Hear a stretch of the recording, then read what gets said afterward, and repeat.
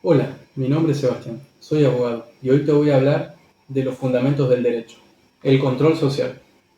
Volvemos un poquito sobre el punto del control social. Cuando la socialización no es suficiente para lograr la conformidad con los modelos de comportamiento, por existir comportamientos desviantes, la sociedad reacciona con distintos mecanismos de control social. El control social es el mecanismo idóneo creado para presionar a los individuos a adecuar su comportamiento conforme a los modelos o pautas. La autorregulación, o sea, la presión y control que el propio individuo ejerce sobre su propio comportamiento cuando ha interiorizado las pautas, es la mejor forma de lograr la conformidad. Sin embargo, cuando no basta, aparecen los mecanismos de control social. Uno de los mecanismos son las sanciones que la sociedad impone a sus miembros ante una violación de sus normas. Las sanciones pueden estar codificadas, es decir, establecidas en forma expresa, como una ley penal o un código de faltas. Sanciones implícitas utilizadas por la sociedad son, por ejemplo, el miedo al ridículo o la crítica. Y es que los mecanismos son muy amplios, no solo el derecho, sino también entran la religión, la educación, los medios masivos de comunicación social. Ahora, hay que diferenciar el control social difuso y el control social institucionalizado. El control social difuso es poco preciso en los medios empleados. Por ejemplo,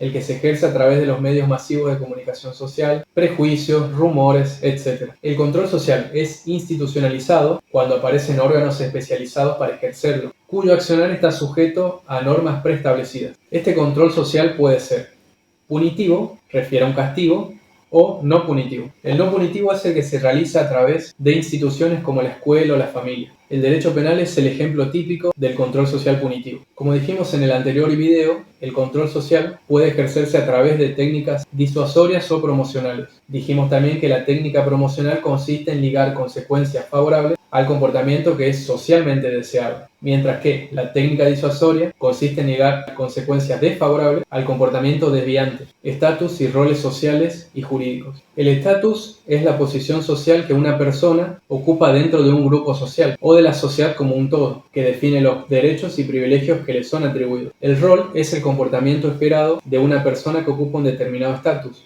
el que es aprendido dentro del proceso de socialización. Los modelos de comportamiento forman los roles sociales que desempeñan. Por ejemplo, en un colegio tenemos diversos estatus: profesor, alumno, personal de maestranza, director, etc. Dentro de cada uno de los estatus, el colegio espera que desempeñe su rol determinado. Por ejemplo, se espera que el profesor elabore el programa de la materia, las actividades, etc. El estatus puede ser adscrito o adquirido. Un estatus es adscrito cuando la persona no hace nada para obtenerlo. Por ejemplo, la posición de ser argentino. El estatus adquirido es el producto de la vida de una persona, su trabajo y desarrollo de sus capacidades. Por ejemplo, ser padre o juez. Una persona puede ocupar más de un estatus en la sociedad y por ello desempeñarse en más de un rol social. Los grupos de referencia son los que nos otorgan los modelos de comportamiento que nos permiten evaluar si estamos desempeñando el rol adecuadamente. A través de la comparación, por ejemplo, los compañeros de trabajo. En el derecho se encuentran varios estatus y roles, como son el abogado defensor, el cliente,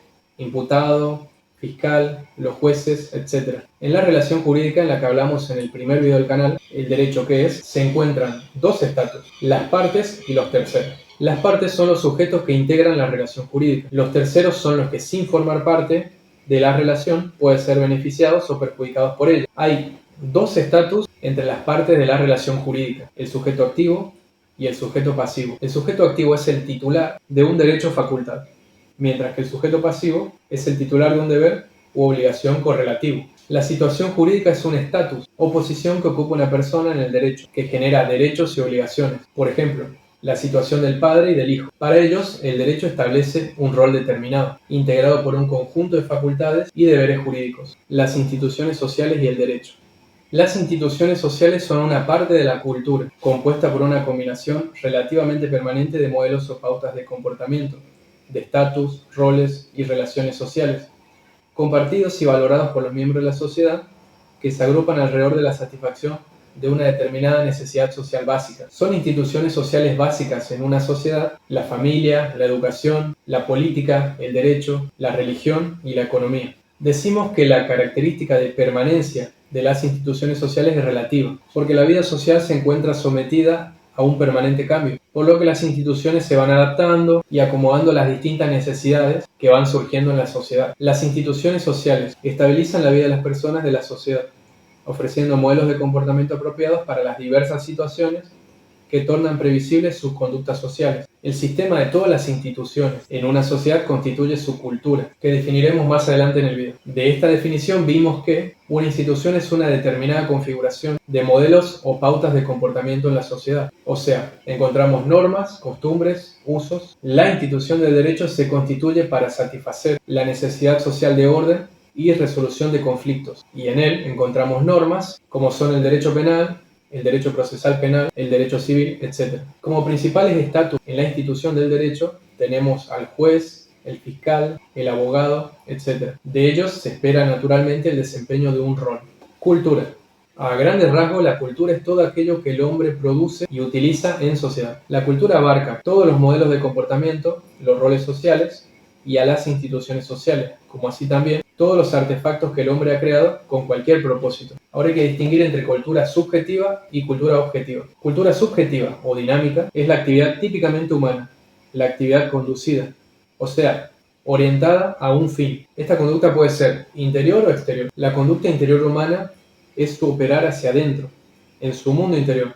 Por ejemplo, el pensar. La conducta exterior humana es su actuar hacia afuera. Por ejemplo, el escribir. La cultura objetiva o estática está constituida por los productos de su operar interno y externo. El hombre, por medio de sus conductas de pensar y de decidir, toma decisiones y pensamientos que constituyen su mundo interior, y por medio de sus conductas exteriores de escribir, crea textos, por ejemplo, que integran su mundo exterior. El derecho positivo es el sistema de normas jurídicas elaboradas por el hombre que regula la vida de una sociedad en determinado momento. El derecho positivo es un objeto cultural, objetiva y subjetivamente. Desde el punto de vista subjetivo, encontramos las actividades de elaboración, aplicación, interpretación, integración y ejecución de las normas, en cuanto a actividades conducidas, o sea, orientadas a fines. Estas actividades jurídicas integran la cultura subjetiva de una sociedad. Los productos de estas actividades, que son las normas jurídicas, son parte de la cultura objetiva, al ser conductas decididas como debidas